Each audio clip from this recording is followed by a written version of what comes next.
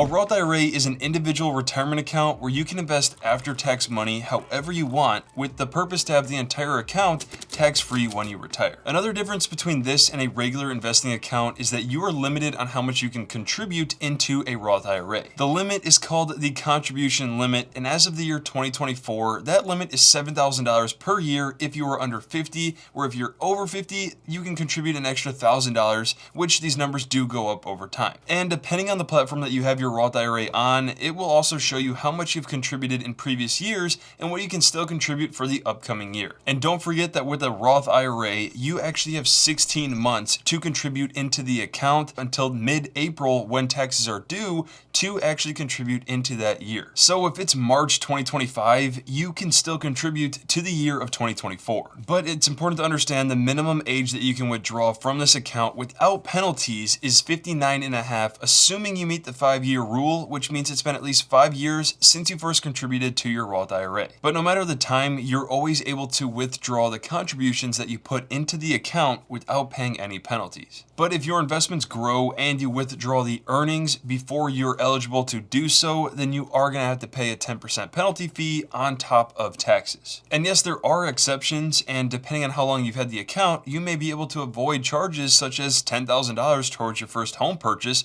or if something medically happened. But I will say I highly recommend you have an emergency fund in place and don't even think about withdrawing from this account as an option. So knowing all that, why should you actually consider taking the time to start a Roth IRA? Now, the Roth IRA is one of the best tax advantaged accounts that you can take advantage of when investing in the stock market, and that's because when you invest, yes, you are taxed up front. It is going to be taxed money, but the years of growing, you are not going to be taxed. And on the back end, when you withdraw, that's also not going to be taxed. And when you're investing into the stock market, you're doing it for future growth. You see, the reason this is so powerful is because of what's called the power of compound interest, which means as you invest and grow your money over time, that money you grow is going to be able to grow more and more money over that length of time. So at the very end, after compounding all that growth year over year, wouldn't it be nice to avoid the taxes entirely? Which could save you tens to even hundreds of thousands of dollars in taxes compared to other non-Roth alternatives. So with the power of long-term Roth IRA investing in mind, here's exactly how you can open an account and get started. The absolute first thing you need to think about when it comes to starting a Roth IRA is what platform it is that you want to open an account on.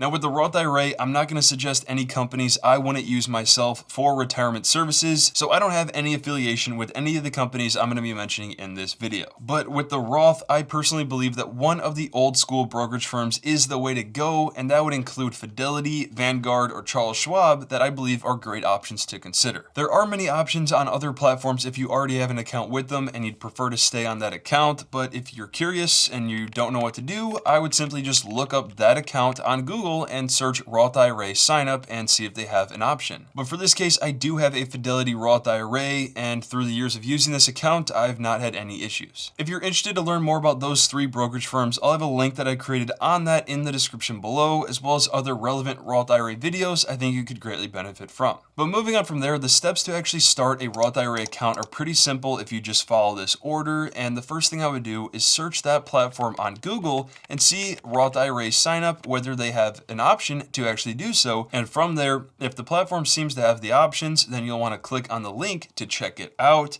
And with Fidelity, you can see this page is all about retirement accounts, where below you can see there are the IRA options to learn more about them. And as you can see with the Roth IRA, to get started, it's as simple as clicking the open an account button. And from there, you'll see the option to choose and manage your own investments, or to have Fidelity choose and manage them for you. So let's just say that you want to invest however you want to have control of this account and do it all yourself, then you would click on open a Roth IRA. So from there, you're going to see the application process. You're going to want to start by filling out any questions that relate to your position.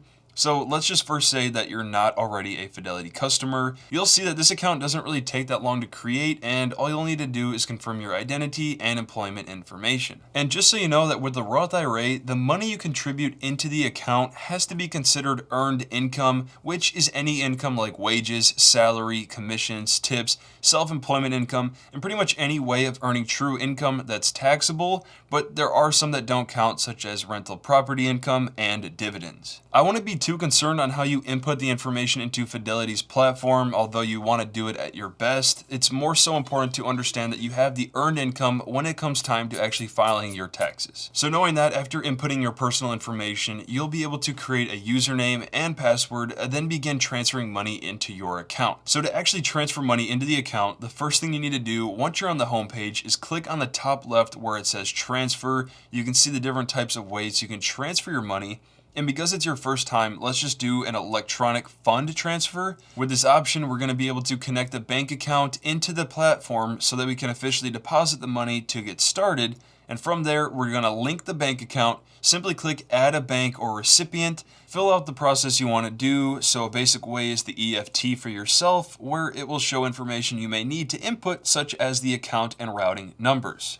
And from there, continue on. Let's say you want to enter your own bank information. Click continue, specify you're the owner, review the information, and continue on by adding your routing and account numbers to then agree and continue. So now the bank is officially connected. From there, it's the same process from the main page. We're going to click on transfer, click the bank to transfer from, which account you want to transfer to. So for this example, Roth IRA, and then below you'll see the exact details for how much you want to do. The first way to go about this is doing a one-time transfer where you can input the amount below. It can actually be any amount that you want, but at least getting started is the most important thing. And from there, you'll be able to see below how much you contributed and how much you have left to contribute to maximize your contributions for the given year. Don't forget that you have until the tax deadline to contribute into the account. It's not going to be once December's over, it's over. So let's just say you already did the $100 as a test and now you're ready to take consistent action going forward, and you would prefer to set up an automatic recurring transfer on a specific frequency of your own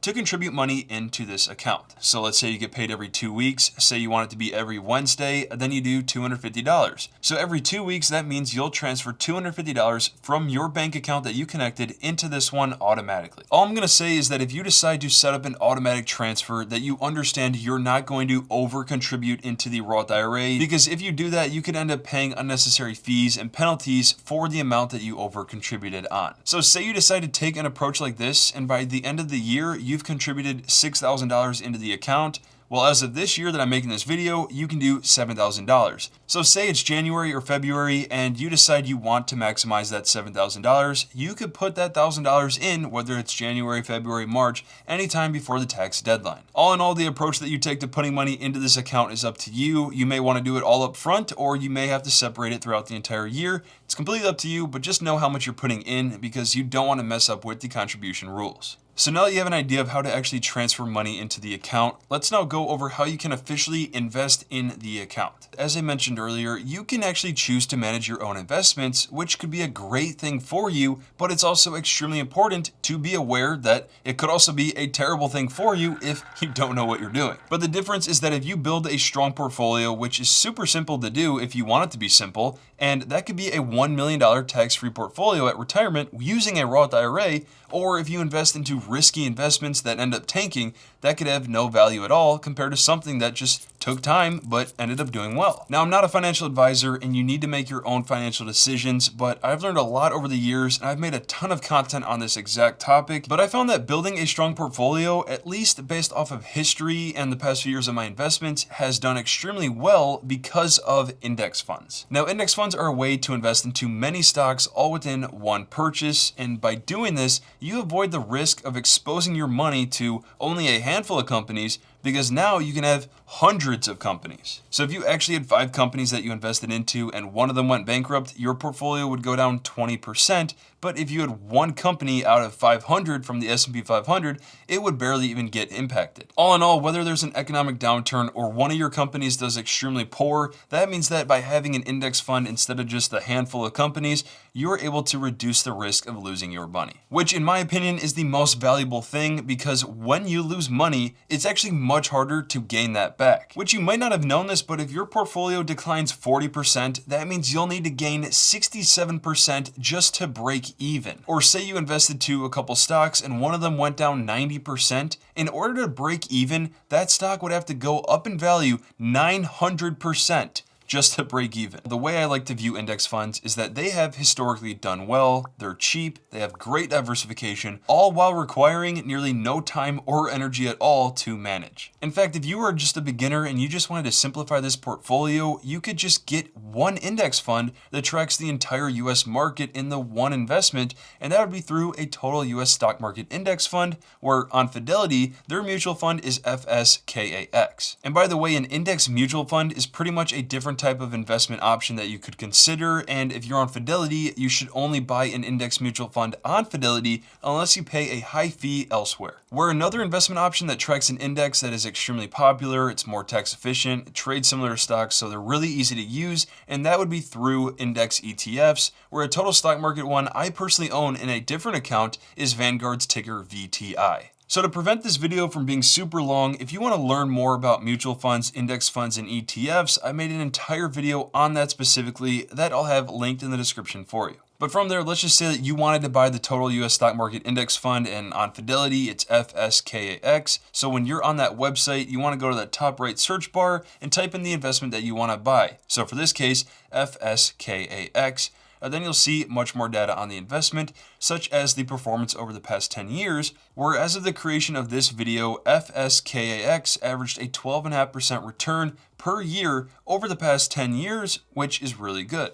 And to buy it, you'll see a buy button on the top right, then it will take you to make an official trade where you can see it is a mutual fund, then select the account to purchase this on, so Roth IRA.